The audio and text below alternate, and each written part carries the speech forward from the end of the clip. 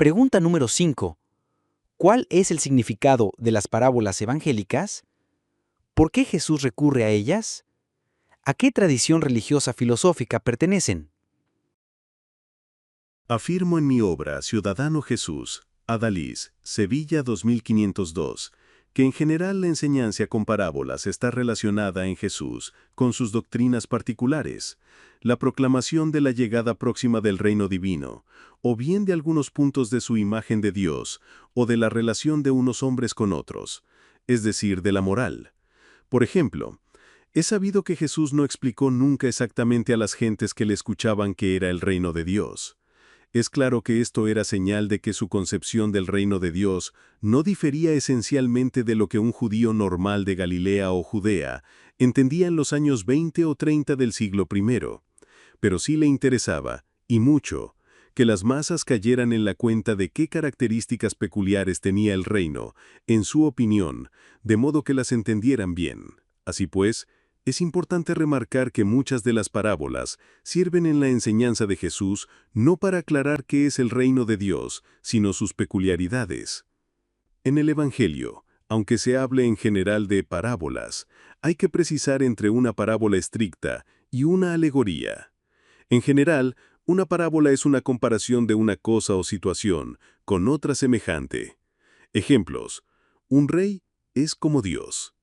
El vínculo de significado que permite compararlas, denominado el tercio de la comparación, es el poder o la majestad que ostentan tanto Dios como el rey. Un campo que contiene un tesoro es como el reino de Dios, porque los dos son valiosos. La tierra buena es como el alma honrada, dispuesta a recibir la predicación, etc. En una parábola la imagen o semejanza utilizada es algo real, fácilmente comprensible y propio de la experiencia normal de la vida. La alegoría es más bien una metáfora. No es una comparación estricta, sino la sustitución de la cosa por su imagen. Ejemplo usual: las perlas de sus dientes. En este caso, se utiliza perlas para significar los dientes blancos. En los evangelios, la barca zarandeada por la tormenta puede ser imagen del grupo de los 12, más tarde la iglesia, acosados por las dudas de cómo es en verdad Jesús, o por las circunstancias de la vida. Las imágenes empleadas en las alegorías suelen ser más rebuscadas o elaboradas. En la alegoría hay que saber de qué va la cosa, o de lo contrario, se necesita una aclaración. La parábola suele entenderse por sí misma. Un ejemplo típico de alegoría continuada en los evangelios es la denominada parábola del sembrador. Compárese Mateo 13, 24, 25. El reino de los cielos es semejante a un hombre que sembró buena semilla en su campo, pero mientras su gente dormía, vino su enemigo, sembró encima cizaña entre el trigo, y se fue, con Mateo 13, 37, 43. El que siembra la buena semilla es el Hijo del Hombre, el campo es el mundo, la buena semilla son los hijos del reino, las cizañas son los hijos del maligno, el enemigo que la sembró es el diablo, la siega es el fin del mundo, y los segadores son los ángeles. De la misma manera pues que se recoge la cizaña y se la quema en el fuego, así será al fin del mundo. Los estudiosos suelen defender que las parábolas como tal provienen en general del Jesús histórico, y que las alegorías son una recreación de la iglesia primitiva. Normalmente esta iglesia intentó alegorizar las parábolas para que al entenderlas no solo como comparación, sino ante todo como símbolos, se les pudiera sacar más partido al interpretarlas. Desde que se extendió el Evangelio de Marcos, que explica alegóricamente la parábola del sembrador, estas aclaraciones no son probablemente palabras del Jesús históricos, sino explicaciones del evangelista. Se hizo común en la gran iglesia interpretar las parábolas no como comparaciones, sino como alegorías. Jesús recurrió a las parábolas por afán pedagógico, simplemente para ser mejor entendido mejor por la gente sencilla, que era su auditorio normal, sobre todo en Galilea, y para que ésta aprendiera de memoria, por medio de comparaciones, ejemplos o en algunos casos metáforas, su enseñanza. Este uso es normalmente considerado como muestra de un buen pedagogo, que sabe que una imagen vale más que 1000 palabras.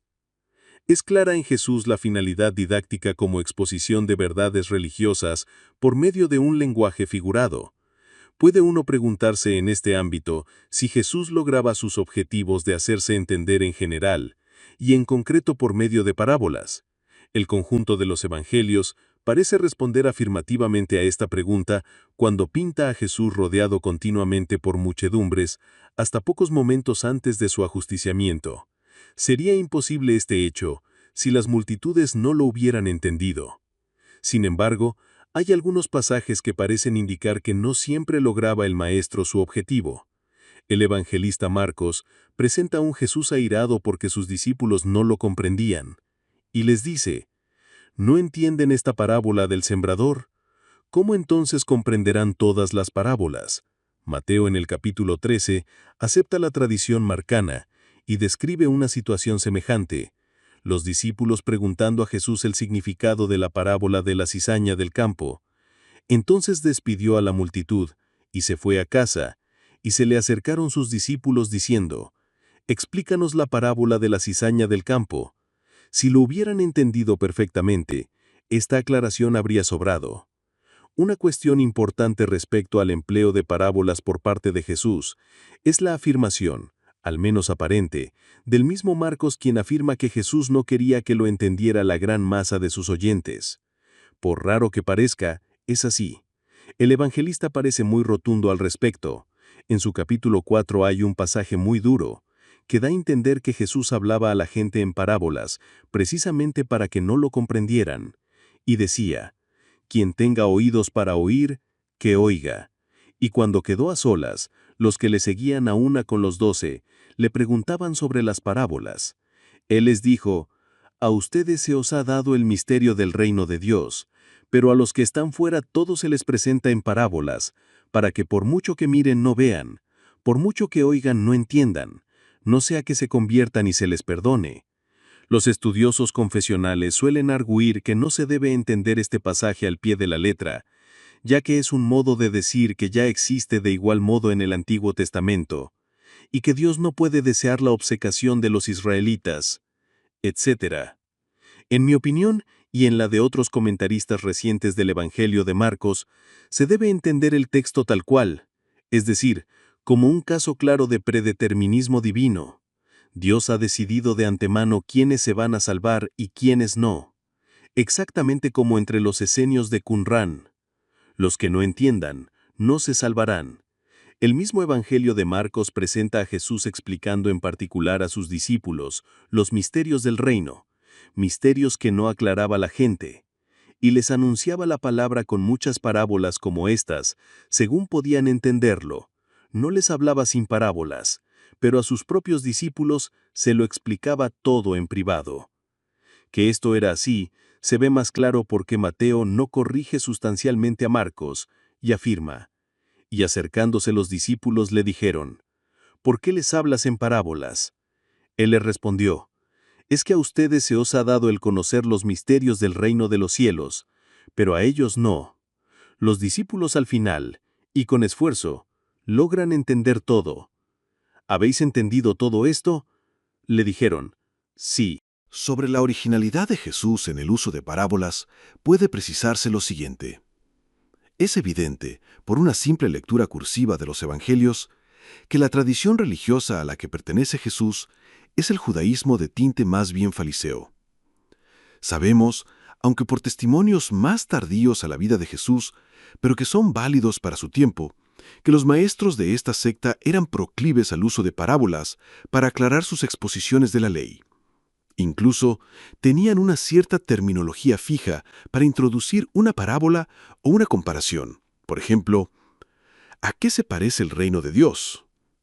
El reino de Dios es semejante a... Por ello, podemos barruntar que no todas las parábolas atribuidas a Jesús son originales. Algunos estudiosos suelen afirmar que en líneas generales sí Jesús original, pero no siempre en el modo en el que aparecen en la tradición escrita evangélica. Una cosa fue lo que dijo exactamente Jesús en sus parábolas, y otra que, en la tradición oral que vino después, las parábolas fueran leve o crasamente modificadas por la Iglesia, por ejemplo, convirtiéndolas en alegorías y cambiando el contexto vital en el que fueron pronunciadas. Ejemplos de ello son las posibles comparaciones primitivas de Jesús, que se han perdido, y las que aparecen en el cuarto evangelio como el buen pastor. Y Jesús igual a una vid, y los discípulos igual a los sarmientos, que contienen elementos alegóricos secundarios. El lector atento caerá en la cuenta de que son ideas del evangelista que se mezclan con una posible parábola de Jesús. Y al revés, de una parábola pudo surgir una historia inventada. Ejemplo, de una parábola perdida sobre un árbol malo que al final se seca, pudo surgir la historia de la higuera maldecida por Jesús, que se secó porque no tenía hijos, cuando no era tiempo de tales frutos. Otro caso, el de la mujer pobrísima que dio como limosna al templo todo lo que tenía para vivir. Que esta última es una historia inventada se ve claro porque, según sabemos, nadie estaba sentado en el templo. Era una descortesía para con Dios. Los cepillos de las limosnas estaban, al parecer, colocados de otro modo. Desde lejos, Jesús no podía saber que la mujer pobre echaba exactamente esas monedas y que era todo lo que tenía. En síntesis, por falta de fuentes coetáneas con Jesús, no es posible responder con exactitud si Jesús fue o no original del todo, y en qué grado la tradición posterior reconvirtió sus parábolas en alegorías con la pretensión de que su pretendido mensaje se entendiese incluso mejor. Por último, la más moderna investigación propone que no es posible probar estrictamente la atribución a Jesús de muchas de las parábolas evangélicas. De solo 4 puede asegurarse su atribución jesuánica: el grano de mostaza, los viñadores perversos, la gran cena y los talentos y minas. Esto no quiere decir que las parábolas evangélicas sean falsas, sino que no es posible probar su atribución jesuánica de acuerdo con los criterios de historicidad normalmente aceptados por la crítica histórica.